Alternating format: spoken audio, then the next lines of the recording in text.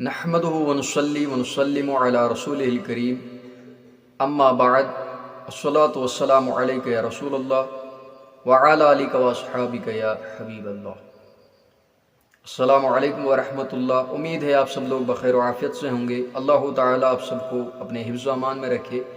Video دیکھنے سے پہلے ہماری چینل کو ضرور سبسکرائب کریں۔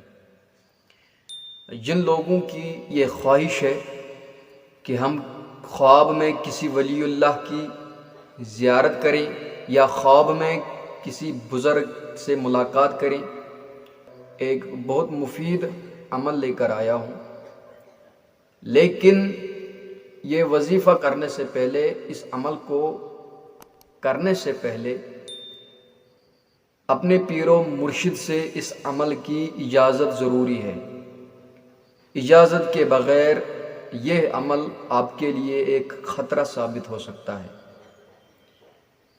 اپنے پیر و مرشد سے اس عمل کے لیے اجازت لینی ضروری ہے۔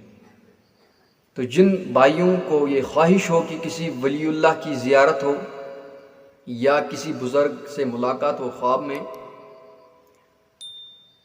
تو یہ کیا کرنا ہے کہ جو یہ عمل ہے یہ جمعہ کے روز شروع کرنا ہے اور جمعہ سے ہی برابر روزہ رکھنا ہے۔ جمعہ سے برابر جمعرات تک 7 دن تک روزہ رکھنا ہے، اور ان 7 دنوں میں اپنی زبان کو فحش باتوں سے پرہیز کرنا ہے، چغل خوری سے، غیبت سے، ان سب چیزوں سے پرہیز کرنا ہے۔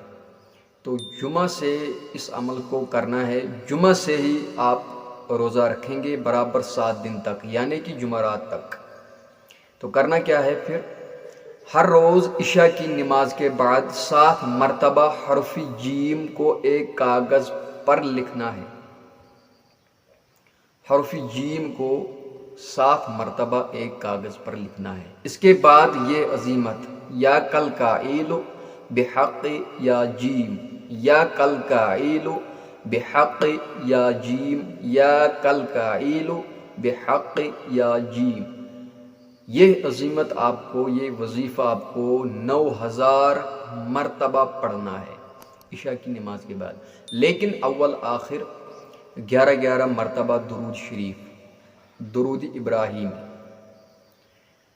جب آپ یہ عمل مکمل کر لیں گے، پھر ایک اچھی خوشبو والی جو اگربتی ہوتی ہے، اس کو روشن کرنا ہے۔ روشن کرنے کے بعد پھر آپ کو جس صاحب کی زیارت خواب میں مقصود ہو، جس ولی اللہ کی آپ خواب میں زیارت کرنا چاہتے ہیں، تو اس کی روح کو ایصال ثواب کریں جو کچھ آپ نے پڑھا ہے۔ تو انشاءاللہ مستعان خواب میں آپ کو اسی ولی اللہ کی زیارت ہوگی جس کے آپ خواہش مند ہیں۔ لیکن کرنا کیا ہے؟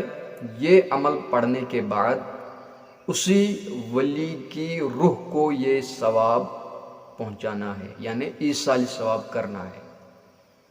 لیکن اس عمل کے لیے اجازت ضروری ہے۔ اپنے پیر و مرشد سے اس عمل کے لیے اجازت لینا ضروری ہے۔ تو دیجیے اجازت۔ السلام علیکم ورحمۃ اللہ۔